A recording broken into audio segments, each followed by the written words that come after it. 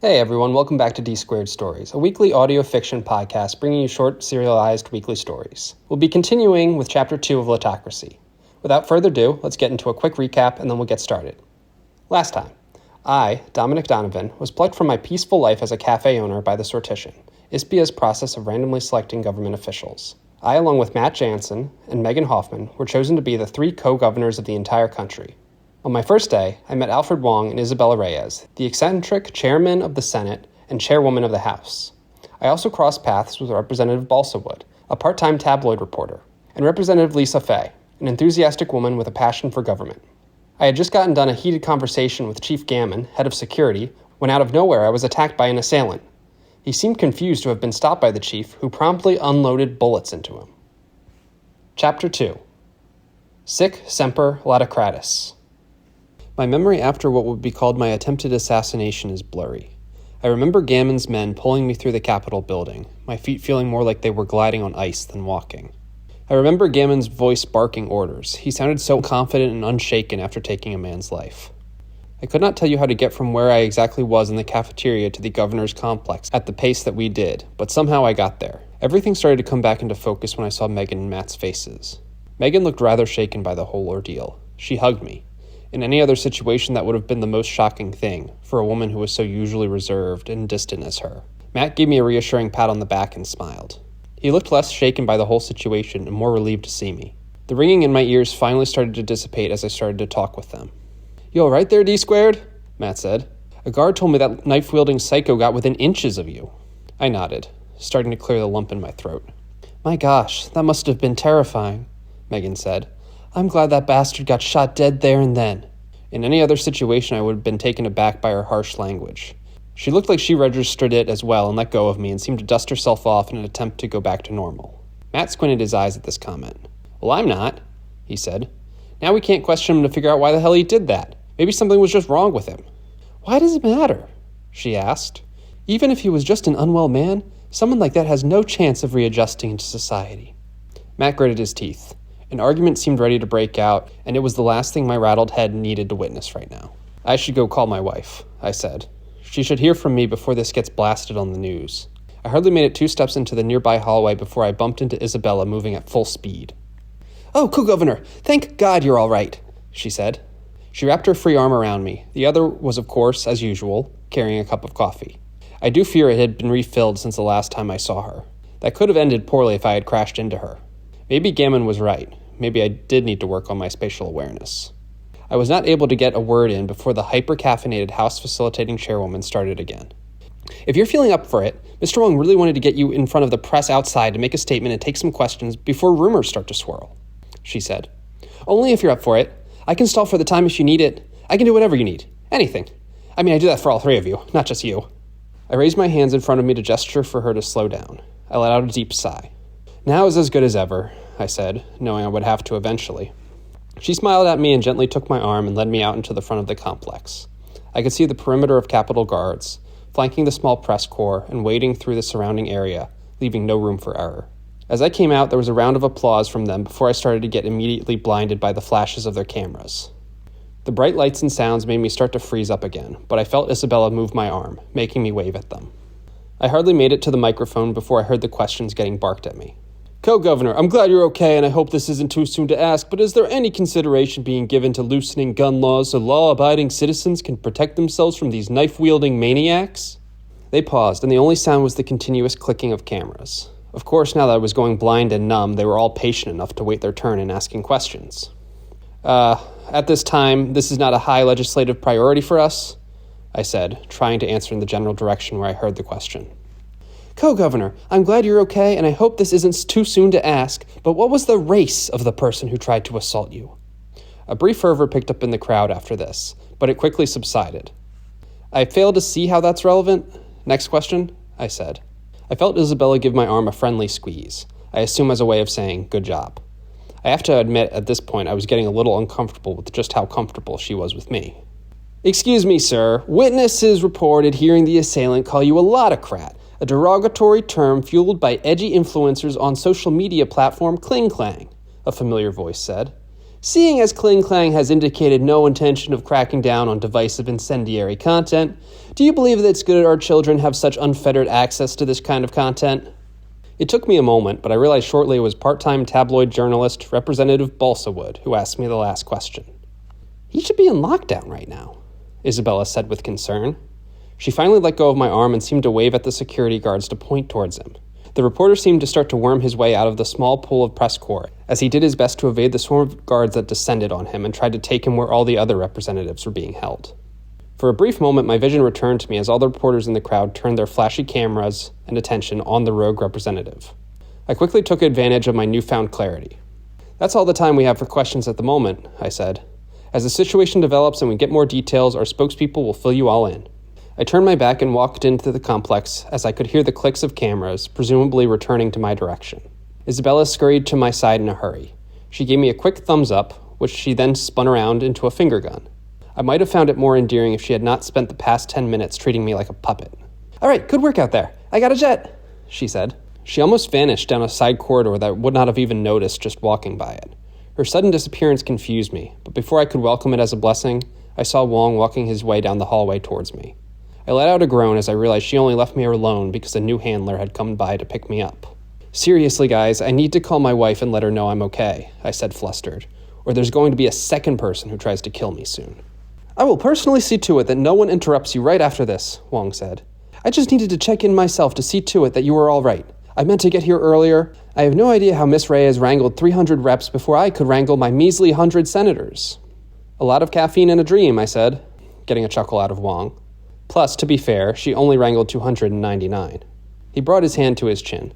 "So that was Representative Balsawood getting chased by security right before I walked in. No matter. I envision he and you are going to be Gammon's nightmares for the next 2 years." My face wrinkled into a scowl hearing that name. "About that. Right before what happened, Gammon was trying to convince me I needed to stay on site and have a security escort. Mere seconds before that guy popped out. And the guy who attacked me seemed to know him and was confused." The chairman's face went dead serious upon hearing this. The hallway felt so silent for a moment I swore I could hear the ticking of a clock from a different room. Wong readjusted his tie and stuffed papers sticking out of his folder back into it to adjust them. I had to fight an involuntary wince. I knew he had little tics like reorganizing his papers or appearance whenever he was thrown off by something, but right now they just seemed so annoying to me. "Dominic," he said. I was taken a bit aback by hearing him use my actual name. His face seemed to soften too. "I can't imagine what you're going through right now," he continued. "But please think with me for a moment. If Chief Gammon meant to stage a security incident and was working with your apparent assailant, why would he have killed them?" I paused. It was a good question. I assumed to cover his tracks. But would that be necessary? If someone was willing to fake an assassination attempt for him, surely whatever he had in exchange or held over them would be enough to keep them quiet too. Hell, he would have probably overseen the interrogation and could have made it as light as he wanted. On top of that, I did get a preliminary report in, Wong said and pulled a piece of paper from his newly reorganized folder. "Your assailant was John Stapleton. He's a radical, down deep rabbit holes of online anti-sortition content.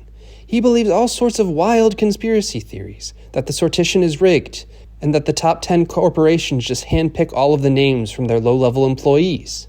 He handed me a 3-page double-sided report on John. I saw comments and posts on social media he had made, dated months back with violent language regarding the unlucky winners. I eyed Wong carefully as I pulled my phone out. He seemed content to let me proceed to open Chatter, recently rebranded to a single letter G for some reason, and I pulled up John's profile. Despite my suspicion, all the posts shown were there, dated appropriately before the attack. I let out a sigh. Hard to say if it was one of relief, because honestly, I felt like I was going crazy. "It's all right," Wong said. "I rarely believe anything without double-checking it myself either. You see, Gammon didn't set you up, and despite his flaws, he did save your life." I breathed in deeply. He still shot a guy who he had already incapacitated. He prevented us from finding out how Stapleton got in here. He's brash and abrasive and thinks he runs things.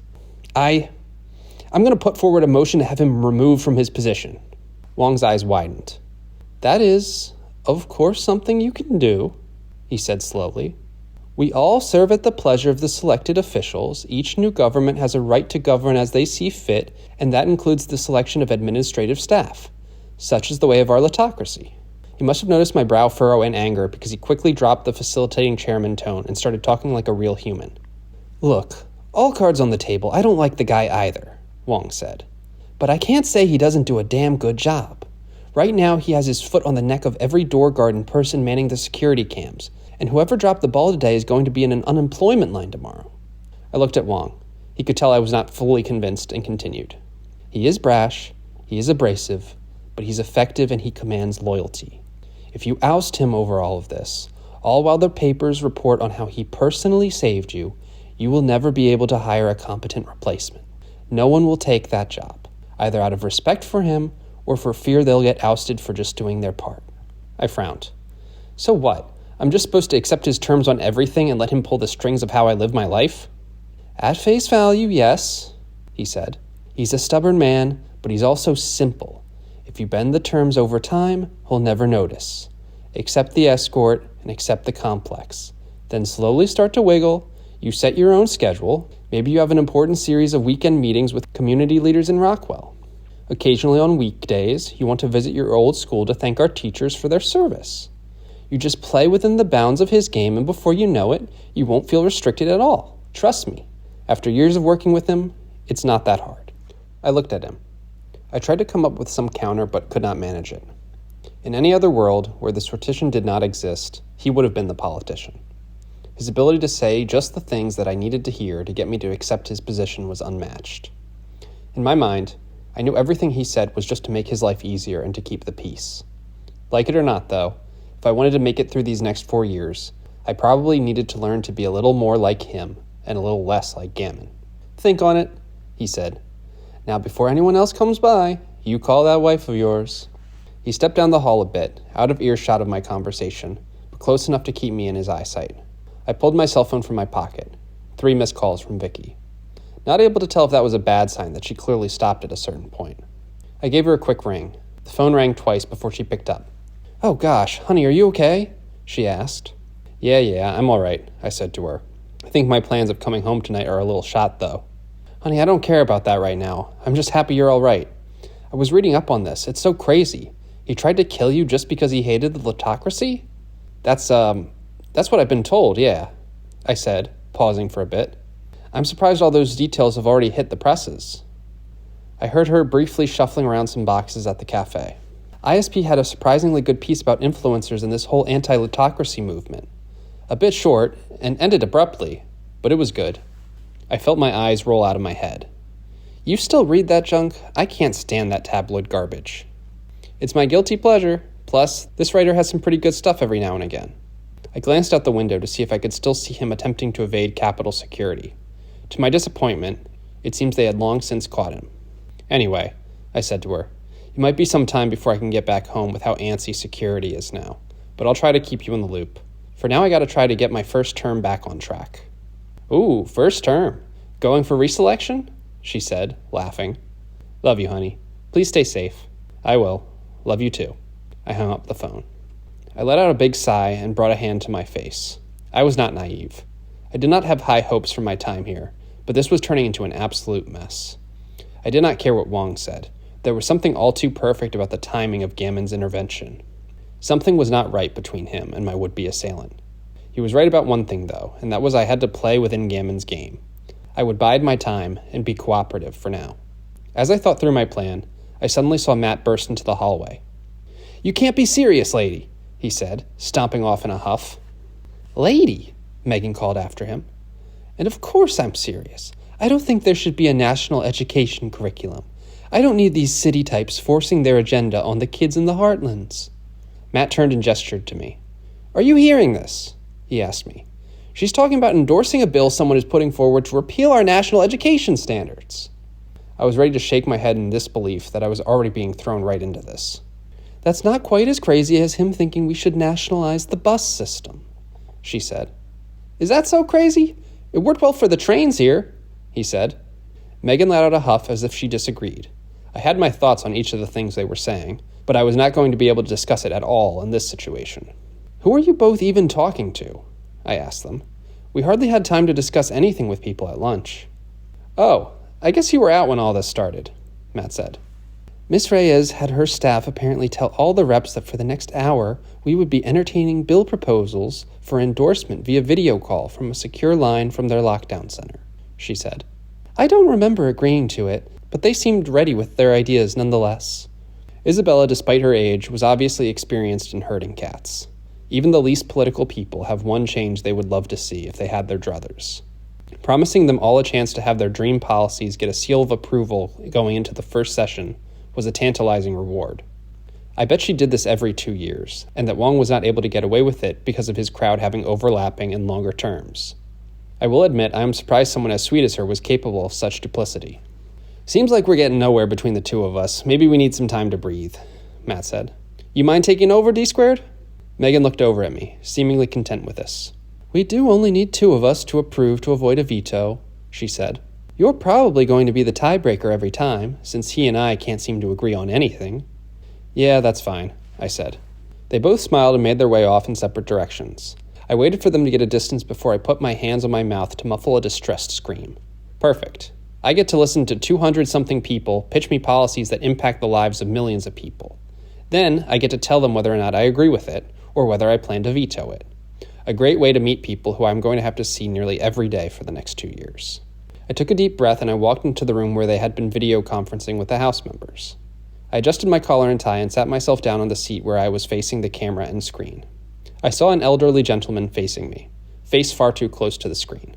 I still don't think it's working because those aren't the 2. Oh, here's someone, he said. How do I press the unmute button? You're not muted, Representative Black, Isabella's voice off-screen said patiently. I really should not have been surprised that she made it back there already in the short time since I saw her. I only watched her have enough coffee to kill 2 elephants. I'm not, he said. How can I zoom his screen in? He's sitting so far away. You have him minimized, she said. Let me fix it. You just tell him your proposal. I briefly saw her come over to the screen and press a few buttons. Co-Governor, my proposal, I'd like the governorship's endorsement on, is that there are too many phone apps out there, harming young and old people alike. Yes, Representative Black, was it? I asked him. There certainly is a lot of malicious content out there. What does your legislation propose to help with that? My bill would make it so that there are only 5 phone apps allowed in the country. The companies would need to consolidate them all. I blinked slowly. Only 5 phone apps, I asked. How would you even... I saw Isabella pop onto the screen again. Hey, sorry to interrupt, she said, shooting me a finger gun. But there are 200 more of these that I did promise would get to have their case heard, so maybe a quick thumbs up or thumbs down situation would make this go a lot smoother, and you can get into the details later. I let out a distressed sigh and gave a thumbs down. Representative Black looked rather cross at Isabella and me, but she quickly escorted him out for the next one. I was in for a long haul of this. Hey, co-governor, a lot of ISPians do meatless Mondays as a choice, but I think for the sake of our planet and animals, it should be government policy. Seems like a fair compromise rather than banning meat consumption outright. Thumbs down. Listen, I would never marry my first cousin, but I'm just saying I don't think the government has any place at all to tell us who we can and can't marry. Thumbs down.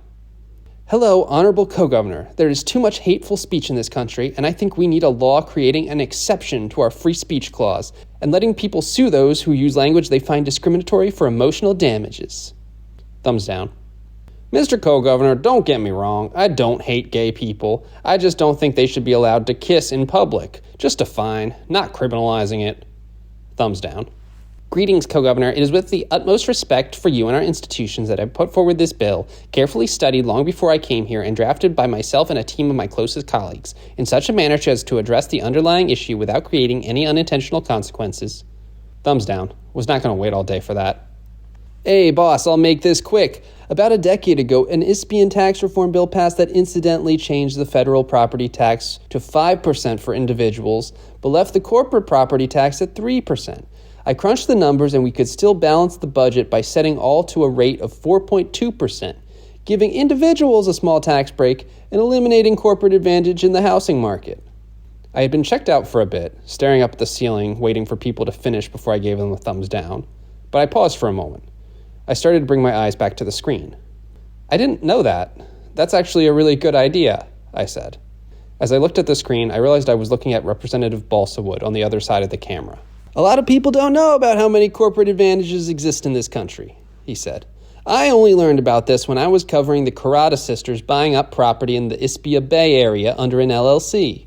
Great, and anyway, we have a lot more to get to, but I'm sure this will go through, I said, desperate to end this conversation in a good place. I saw Isabella smile on the other end as she opened the door to let him out. She called in the next person. I smiled a bit as Lisa Faye's familiar face walked into the room. She sat down across from the camera and opened a binder. Co-Governor Donovan, let me start by saying I'm really glad you're okay. I think it's absolutely awful that anyone would try to use violence to push an agenda. Thanks, Miss Faye, I said. The timing of this might come as insensitive, she said to me, looking concerned. I did not think I was going to be pitching this idea directly to you. I cocked my head a bit to the side in confusion. I was not sure what she felt uncomfortable proposing to me that she would have felt comfortable proposing to Matt or Megan. I let her continue. Not many people know this, she said. But there does exist a special provision in the Constitution, a power that we as a legislative body have when it comes to passing laws. And what would that be? I asked. I followed politics quite a bit compared to others, and I thought I understood the powers of our randomly selected government well. However, even I was not sure of what kind of special provisions in the Constitution she was referring to. It's not often used, but when we pass a law, that law has the opportunity to initiate a referendum, she said. Even if it wasn't spelled out in the Constitution, we might arguably be allowed to do it, but it was put in to leave no room for doubt. Despite this, it's never been invoked in our 40 years of this new government. I nodded. That was true. Since the sortition started, there had never once been a national election of any kind. Some odd local governments had their own elections, but even many of them used a sortition nowadays. I was not able to recall if such a thing had ever even been put to the floor. I guess it makes sense, I said. If you have the votes to push something through as a referendum, you probably have enough to just make it a law without the chaos of a referendum. Exactly. That's why it rarely comes up, she said. However, there was a reason that when the Lottocracy was established, that it was included in the Constitution. Do you know why that is? I stopped and I thought. No, I don't have the slightest idea. The architects of the Lottocracy wanted a fail-safe against it becoming too antithetical to the will of the people. The Lottocracy was always meant to be an experiment, something that could be called off if it was going poorly. I noticed that out of the corner of my eye, Isabella, who had been cheery and almost happily disinterested in all the conversations until now, stopped smiling and seemed to listen intently. She took a big gulp of her coffee, something that, despite it being constantly on her, I'd never actually noticed her do up until now. Lisa continued. However, you need 2/3 in all chambers for a constitutional amendment. Plus, all 3 co-governors need to approve it, as I'm sure you know. Yep, of course. Big fan of all of our current procedural rules, I said. I could have sworn it was only 2/3 in one of the chambers. This is what I get for not taking good notes. A referendum lets you get around that, because it can be a constitutional amendment, but you just need a majority of the population to vote on it, she said, and only 2 simple majorities and a majority of the co-governors to put it to a ballot.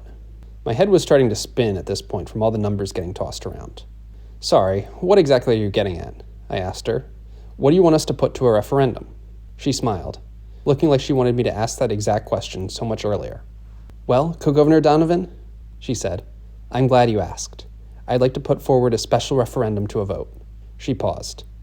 The anticipation was somewhat palpable, both for me and Isabella, who for some reason seemed to be taking a very special interest in this proposal, above all the others.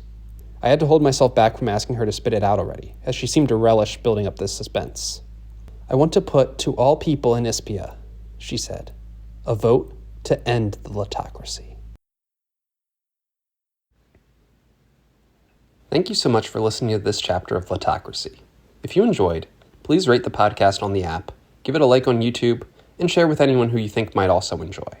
Lottocracy is a D2 Stories production. You can stay up to date with Lottocracy and all future D2 Stories productions by following us on social media. That'll be D2 Stories across just about any of the big platforms. I appreciate you listening and hope to have you listen again next week.